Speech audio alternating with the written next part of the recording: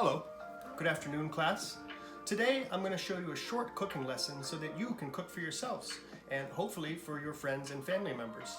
It's a nice thing to be able to do, to cook for friends and family. It shows them that you care about them, especially now in this difficult time when we can't go out to restaurants. And we're thinking of all our friends and family members who work as chefs or work in restaurants. So let's begin.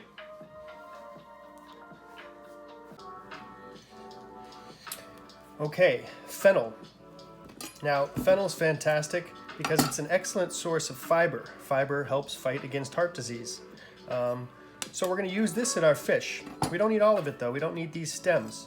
So we're going to chop those right off. Now these are fantastic if you're making a soup or a stock. You just put them right in your soup or stock for flavor. But we don't need them right now. So what we're going to do is just have the bulb.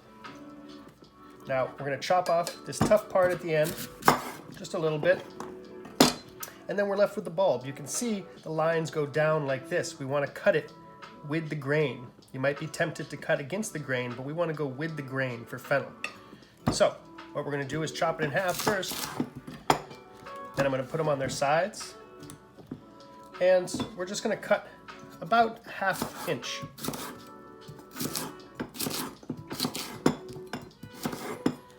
Now we're grilling our fennel tonight, so if they look like this, the grill won't eat them up, blast through them immediately.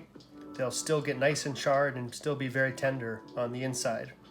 Now after I've chopped them up like this, you can see I've covered them in some olive oil, salt, pepper, and some dill, which I'll show you in a second. So what we want to do now is marinate our fennel a little bit. So I'm just going to put a little olive oil on the plate, and we're going to put our fennel right in there just to let it soak in some of the olive oil for a little while. You can dust it with salt or pepper if you want, but you can also do that afterwards. Okay, now we're going to chop some dill. Dill adds a really nice smell and flavor to fish. It's also used in borscht, traditional beet soup, which is fantastic. It's one of my favorite herbs. So what we're going to do is just pick off some of the fine pieces at the top. You don't want the whole stems. You just want to pick off the pieces on the top here. I've already got some here. And then what we're going to do is just rough chop it. You want to be careful of your fingers. Make it into a little ball like that so it's a little bit easier. Put it down right here. And just go through a couple times with a knife. This kind of releases some of the smell. All right, now garlic, one of my favorite ingredients. Garlic will be applied to the fish as well. So after you've peeled the garlic bulb, it's going to look like this. We're going to do the same thing. We're just going to chop it into slices. Again, be careful of your fingers. The best way to do it is just put it down like that, hold it, and you're just going to go with this type of motion right through the garlic like this. It's okay if it's not perfect. Again, we're going to put this on the fish, so we're going to kind of spread it all around. Kind of mince it up like this. Garlic is fantastic at lowering blood pressure and cholesterol. It's an antioxidant. It adds wonderful flavor. Okay, now olives. We're going to put olives on our fish as well. They're fantastic in Mediterranean cooking. They're very high in vitamin E. They can fight osteoporosis, cancer. They're also an antioxidant. So what we're going to do is eat them and also just rough chop them the same way. You can just mash them up. You can even just rip them apart with your hands. Basically, we want to get them so that we can kind of spread it on the fish afterwards. They're going to add a nice salt flavor. And lemon. Lemon is fantastic on fish. What we're going to do is slice thin slices just like this so that we can place them on the fish. And really, it's just going to add a little bit of flavor. And also, these are going to get nice and roasted and caramelized as they're cooking on the fish. You can just eat them right off the fish afterwards as well. They're very, very nice, kind of like lemon candy. Okay, so let's take a look at our fish. We have a mackerel. This is very fresh. Now I've already gutted it, sliced in the bottom, and kind of patted it dry a little bit. What you want to look for is clear eyes. If their eyes are really foggy, that means they're probably on their way out of freshness.